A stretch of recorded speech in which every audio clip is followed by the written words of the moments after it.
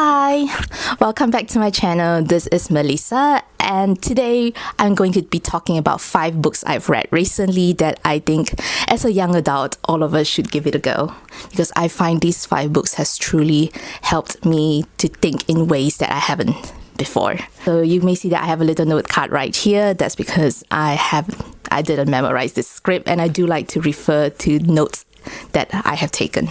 So the first book is Difficult Conversations, How to Discuss What Matters Most by Douglas Stone, Bruce Patton, and Sheila Heen. So this book I do not have a physical copy with me because I borrowed it from the library.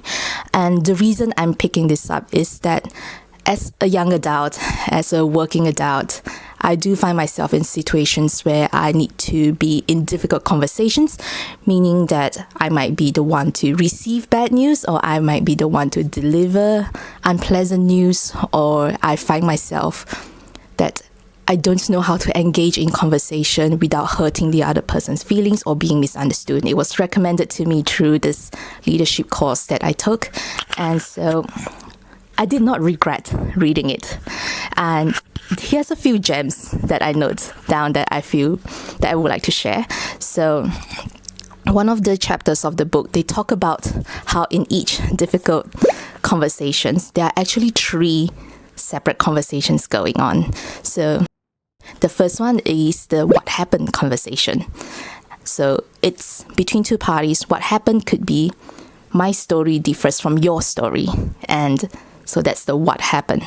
The second conversation is the feelings conversation, such as I'm angry about it, or I'm sad about it, or I'm confused about it. And that's the feelings conversation. Whereas the third conversation is the identity conversation, such as I feel angry because as your subordinate, I thought you were supposed to give me certain information for me to carry out my task, but you didn't. Or I feel disappointed as your manager because I thought that you were up to certain standards, but you were not.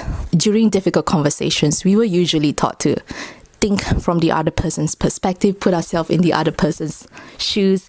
However, I wouldn't think to consider that their identity is part of it, because I know I've made you angry, I know I have made you sad, but I wouldn't think of it as I have made you sad because your identity is my colleague and I have broken the trust between us. So that identity part is something that I have never thought about before until I read the book.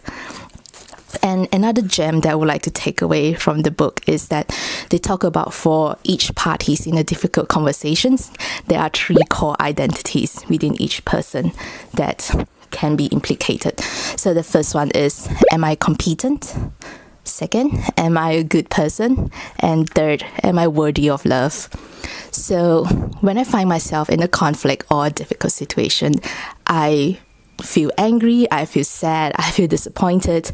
However, when I read those 3 pointers, I feel like, oh, so that's the root of my emotions. I might be seen as a bad person, so it's that little inner thought that keeps telling me bad things about myself. It is really something that we could all reflect on and skill ourselves up to have difficult conversations better. Do note that there are situations where these pointers might not apply, such as, say, the other person is overstepping your boundaries, or the other person is a bully, a workplace bully in general. However, it is still a book that I recommend strongly. The second book is, I actually have the book, just hold on. Yep. So that's this book, Your Name is Not Anxious. The reason why I took up this book is that I find that as a young adult navigating the workforce or navigating social life, there are aspects of me that I am still not confident in, and I would find myself feeling anxious about it. And so when I saw this book, I saw the putting anxiety in its place part, and I was like, okay, I need to learn about this. I did not regret taking it up. One of the reasons why I find myself being anxious is that there's this negative voice inside my head that tells me, you're not good enough. Why would you go for that opportunity?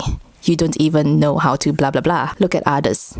They're so successful. You're such a failure. And that negative voice keeps going on in my head for years. So I know that this could be a form of imposter syndrome and that everyone has it.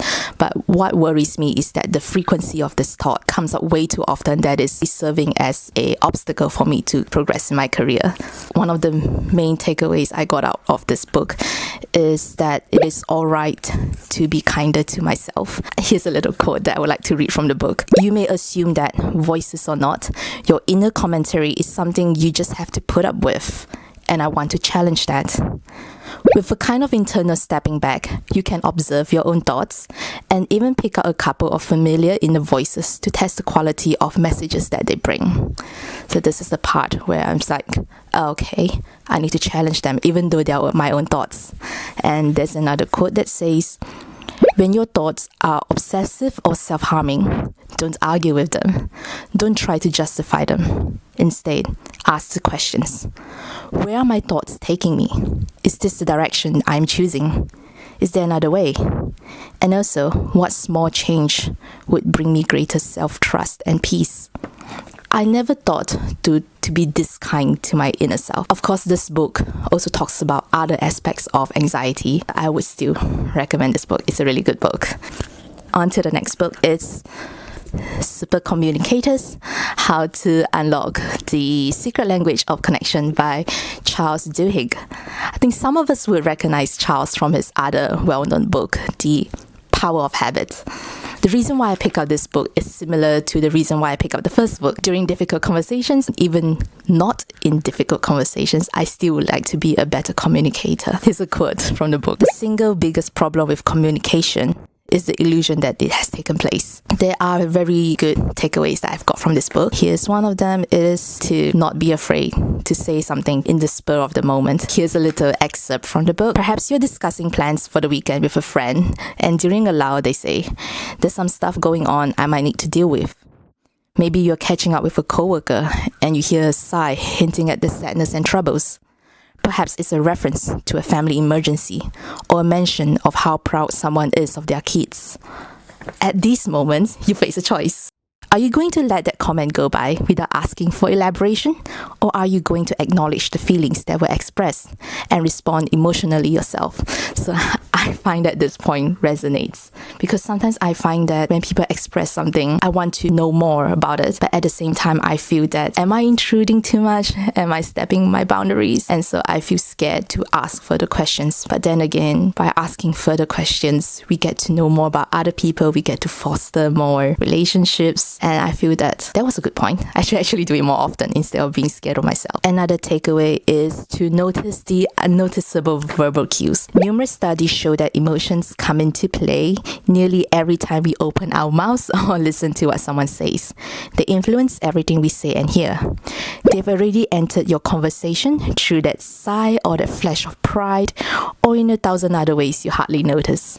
Like during conversations, people do sigh at certain points and I would feel, oh, did I say something wrong? But then I rarely noticed how I came across that way myself. So yeah, that's something I would need to work on.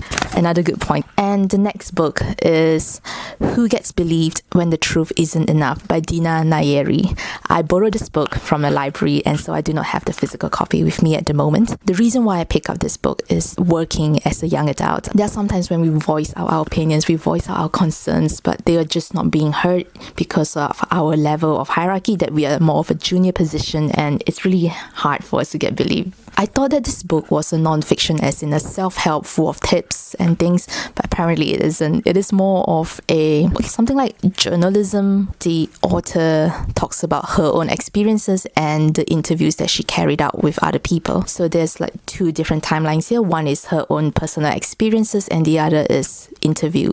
It's like a different reflections that while she interviewed those people who have trouble getting their stories believed, she herself has been treating the schizophrenic person the same way, as in she finds it hard to believe the schizophrenic person, or she finds it hard to see things from the schizophrenic person's point of view. There are some really good points that I took away from the book. Among the stories where she interviewed the asylum seeker, here's a quote. The asylum seeker began speaking of being apprehended by the Daesh. It became clear to the asylum attorney that neither the interpreter or the officer knew that Daesh is ISIS. I had to stop and explain that he's talking about ISIS. They asked, why isn't he calling it ISIS? I had to say, because ISIS is an English acronym. This paragraph itself blew my mind. And another point that I took away from the book is inequalities of the incarcerated. So there's this section of the book that talks about people who are in jail who needs doctors' attention because they have a cough or they don't feel good, they feel run down. And when they were sent out of the prison to the emergency department, they usually get dismissed because the doctors think that they just want a few hours out of jail or they just want some attention. However, there's this patient who, when he finally went to the doctor, and the doctor listened to his chest sounds, he thanked the doctor.